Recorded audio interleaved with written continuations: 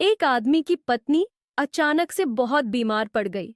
मरने से पहले उसने अपने पति से कहा, मैं तुम्हें बहुत प्यार करती हूँ, तुम्हें छोड़कर नहीं जाना चाहती। मैं नहीं चाहती कि मेरे जाने के बाद तुम मुझे भुला दो और किसी दूसरी औरत से शादी करो। वादा करो कि मेरे मरने के बाद तुम किसी और से प्रेम नहीं करोगे, वरना मेरी आत्मा तुम्हें चैन से जीने नहीं देगी। पत्नी का भूतौर इतना कहकर वो चल बसी। उसके जाने के कुछ महीनों तक उस आदमी ने किसी दूसरी औरत की तरफ देखा तक नहीं। पर एक दिन उसकी मुलाकात एक ऐसी लड़की से हुई जिसे वह चाहने लगा।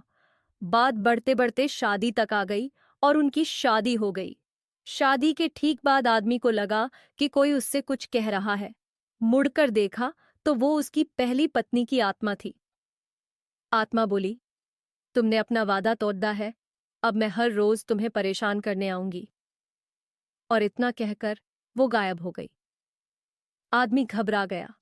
उसे रात भर नींद नहीं आई। अगले दिन भी रात को उसे वही आवाज सुनाई दी, मैं तुम्हें चैन से नहीं जीने दूंगी। मैं जानती हूं कि आज तुमने अपनी नई पत्नी से क्या क्या बातें की। और उसने आदमी को अक्षरश एक एक बात बता दी। आदमी डर कर कांपने लगा। अगले दिन वह शहर से बहुत दूर एक जैन मास्टर के पास गया और सारी बात बता दी। मास्टर बोले, ये प्रेत बहुत चालाक है। बिल्कुल है, तभी तो मेरी एक एक बात उसे पता होती है। आदमी घबराते हुए बोला। मास्टर बोले, कोई बात नहीं, मेरे पास इसका भी इलाज है। इस बार जब तुम्हारी पत्नी का भूत आए तो मैं जैसा कहता हूं तुम ठीक वैसा ही करना।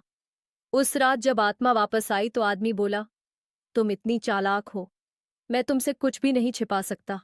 और जैसा कि तुम चाहती हो मैं अपनी पत्नी को छोड़ने के लिए भी तैयार हूं। पर उसके लिए तुम्हें एक प्रश्न का उत्तर देना होगा, और अगर तुम उत्तर न दे पाई तो तुम्हें हमेशा हमेशा के लिए मेरा पीछा छोड़ना होगा। पत्नी का भूत बोला, मंजूर है।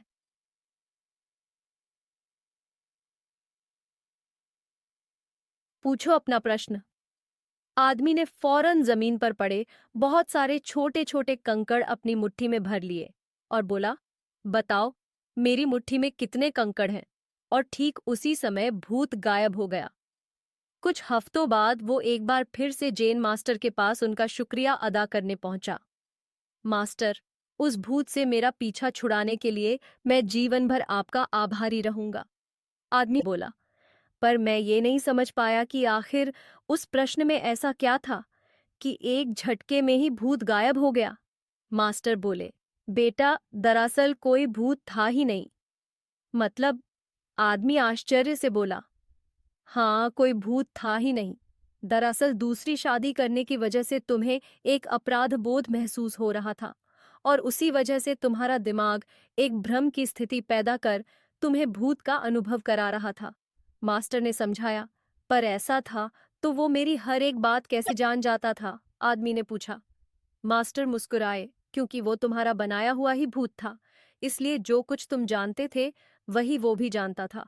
और यही कारण था कि मैंने तुम्हें वो कंकड़ी दियाच वाला प्रश्न पूछने को कहा, क्योंकि मैं जानता था कि इसका उत्तर तुम्हें भी नहीं पता होगा, और इसलिए भूत भी इसका उत्तर नहीं दे पाएगा और तुम्हें तुम्हारे दिमाग की ही उपज से छुटकारा मिल जाएगा। आदमी अब पूरी बात समझ चुका था। उसने एक बार फिर मास्टर को धन्यवाद किया और अपने घर लौट गया। कई बार हमारे मन में भी किसी पुरानी बात को लेकर एक गिल्ट फीलिंग रह जाती है। कहानी में भूत का आना उसी तरह की फीलिंग का एक एक्सट्रीम फॉर्म है, पर अधिकतर मामलों में हम किसी पुरानी घटना को याद कर अफसोस करते हैं और कभी कभार खुद पर क्रोधित भी हो जाते हैं। ऐसा बार बार करना गलत है। अपने भूत की वजह से अपने भविष्य और वर्तमान को बिगाड़ने में कोई समझदारी नहीं है। इसलिए अगर आप भी किसी पुरानी घटना की वजह से अपराधबोध महसूस करते हैं तो ऐसा ना करें। गलतियां करना मनुष्य का स्वभाव है, सभी करते हैं, आपसे भी हुई तो कोई बात नहीं। उस घटना को पीछे छोड़ दें और अपने जीवन को सार्थक बनाने की दिशा में काम करें। पर क्या भूत सच में होते हैं? यह एक ऐसी बहस है जो सदियों से चली आ रही है। जहां करोड़ों लोग मानते हैं कि भूत सच में होते हैं, वहीं बहुत से लोग ऐसे भी हैं जो भूत या आत्माओं के अस्तित्व को लेकर सहमत नहीं हैं। खैर जो भी हो, अक्सर हमें भूतों से जुड़ी कुछ घटनाओं का जिक्र सुनने को मिल ही जाता है, और अगर बताने वाले की माने तो ये घटनाएं सच्ची होती हैं।